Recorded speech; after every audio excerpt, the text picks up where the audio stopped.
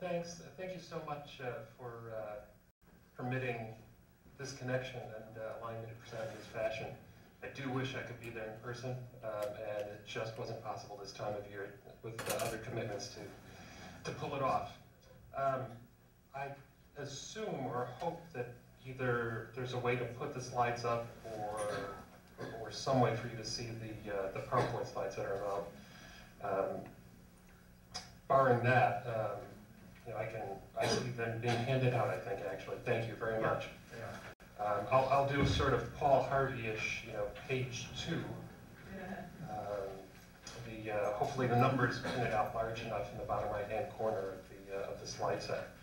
A little bit of quick background to this project. It's a very small slice of a larger effort here at UIC to develop something called the Creative and Collaborative Information Technology Lab. And what we're interested in doing is finding ways to determine how information technology, and particularly social media, are being used internally within organizations. Not how organizations are using them to communicate with external constituencies, but how they're being used internally for communication purposes. One of the first case studies that we did was to look at the real estate industry, in part because we had a connection there. One of our doctoral students works at the National Association of Realtors, but because we also, thanks to teaching a course a few years ago with a colleague in our Department of Information Decision Sciences, Mary Beth Watson-Mannheim, we came across a lot of research from the period of about the mid-90s to mid-2000s that looked at how ICTs were being used within the real estate industry.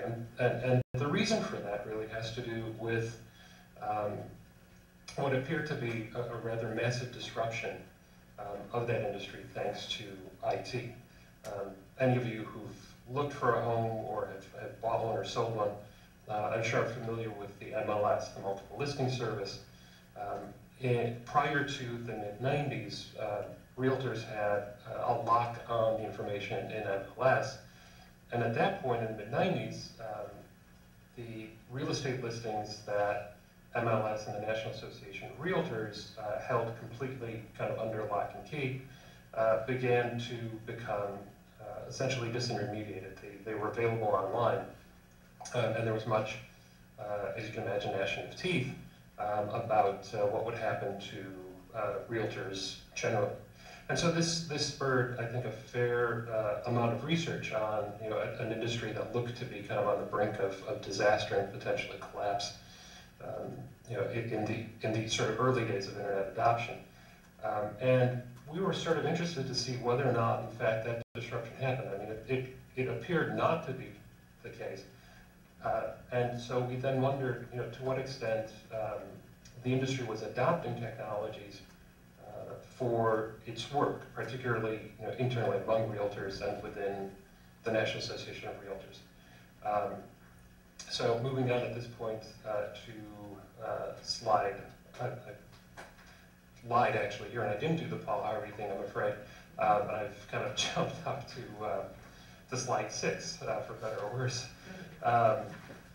Some of our inspiration came from studies too of the mortgage industry, which adopted ICTs in no small part to try to achieve greater efficiencies and therefore greater profit by eliminating jobs. Of course, this is tied in interesting ways to the real estate industry, but there seemed to be a bit of a disconnect in the way that the mortgage industry sort of gladly adopted technology and realtors did not.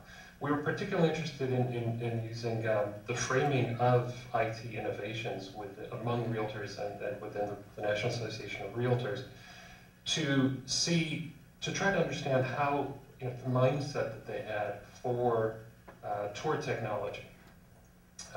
So moving on to slide 7, what we started to see in some of that literature that came toward the end of this cycle of study of the real estate industry was that the early adopters were rather positive and favorable toward the use of information technology, and were in fact beginning to claim that the costs of completing a sale of a home were lowered because of increased visibility of homes, the ability of buyers and sellers to essentially do research on their own without the realtor having to spend time with them, and kind of pre-screen homes that they would want to go visit, look at, etc. So we kind of came into it thinking there might in fact be, this might be a case in which, after a fairly short period, the industry found itself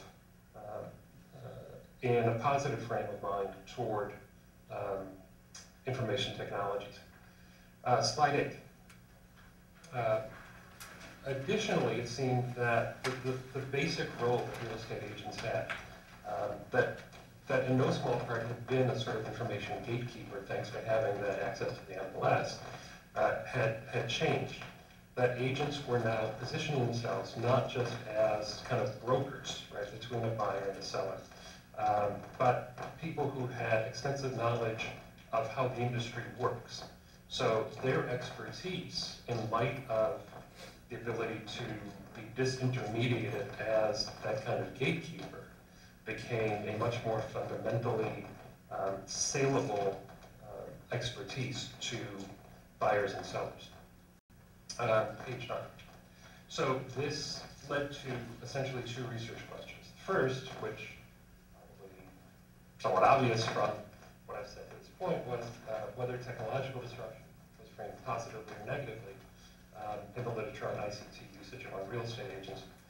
And then two, do realtors positively or negatively frame the phenomenon of ICT usage in their professional interaction? Next slide, then. So we conducted a study with mixed qualitative methods. We did framing analysis of literature, and did a broad survey of the literature through the usual suspects, if you will, the usual databases and indices. And found, as I said earlier, the bulk of the material really to be between about mid-1990s and mid-2000s. Next page, 11. In that research, though, we found very little that discussed how agents themselves viewed technological phenomena. We found studies of ICT usage, but we didn't find very much work that looked at how agents themselves understood their role vis-a-vis technology and technology's role within their industry. So we undertook a set of interviews at the National Association of Researchers last year. Again, thanks in no small part to having an insider. And just as a quick sort of tangent, that effort essentially served as a pilot that's now allowed us to undertake similar research within several other industries, including international banking, a non-governmental organization, a government research lab, and a couple of universities. So we're starting to replicate some of this work this year within other industry settings. Slide 12. So because we were trying to gauge agent sentiment here from secondhand sources, and in essence from those who worked at NAR, we're staff members who may in some cases be and are real estate agents or have been real estate agents. We had to think in terms of, essentially extending their frames to those of real estate agents, and what we've been doing since then, as well as thinking about how we can manage interviews with real estate agents as well. One of the issues involved is that there's a rather extensive hierarchy within the National Association of Realtors of chapters and branches. They operate at the state level, at the regional level, at the city level, and so on. So there's an interesting kind of division among realtors themselves and how they avail themselves of technology.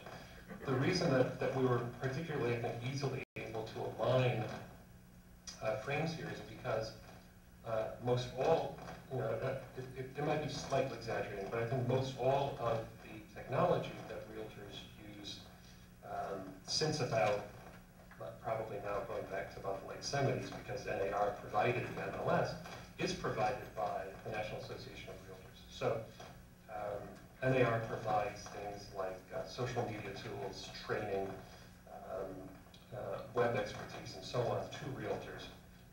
And the vast majority of realtors avail themselves of those technologies and tools by virtue of having it available from NAR. Slide 13. The first 10 industries that we reviewed showed that the higher ranking people within NAR had broader notions of social network sites as important and beneficial to agents, whereas those staff working more closely with members, with realtors, had more specific notions of exactly how agents were using or can continue to use ICTs to build their businesses. This was not a surprise, really, because the higher ranking people within NAR really ought to have that kind of broader vision of how ICTs will be deployed kind of on the longer term. Slide 14. We found essentially two dominant views regarding agent uses of ICTs.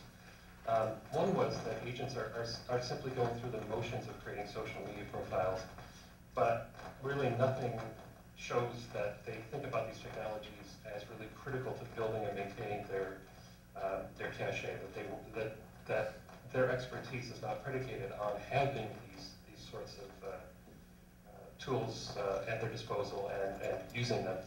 And then the other view was that realtors are not only connected, but actively engaged, and that they were essential to raising consumer perception of realtors' professional value. Slide 15. From the literature that we reviewed, there were basically three things that emerged. And the first, most clearly, was that ICTs would be destructive to real estate agents, but that disruptive technology wasn't necessarily destructive to the real estate industry. In other words, it was the agents themselves that would be disintermediated, but not the industry.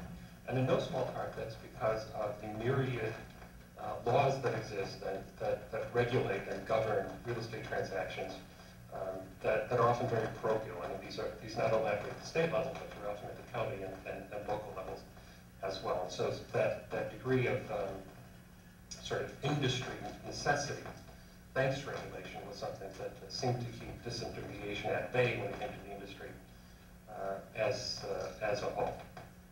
And Steve, you've got 1 minute just to let you know. Sure. Yep. Good.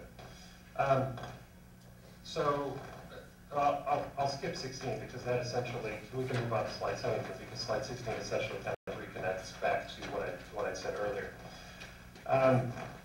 What we'd like to be able to do, thanks to the limitations of the current study, is to do additional research that would involve interviews with real estate practitioners in the field. Slide 18, gain a more accurate sense of how technologies are being framed within that professional community at these various levels, the state, county, local, et cetera. And then take a look at how variables like age and age, or gender, geographic location, number of years that they've been in the real estate field, et cetera, have consequences for the way that they frame ICT use. The bottom line, if you will, in what we found was that according to NAR, realtors are increasingly using ICTs in their work as agents alongside consumers who are using those same social media tools. And what we're trying to figure out now is the extent to which agents see themselves as using those tools to communicate within their profession, within their industry, not only communicate with consumers, with buyers and sellers. If there's time, I'd be happy to take some questions, and thank you for your attention via this mediated connection. Thank you, Steve, very much. We won't have time for questions, but I'll circulate your email address so that people can get in contact with you via email for any questions. That would be terrific. Thank you very much. I look forward to that. Thanks, Steve.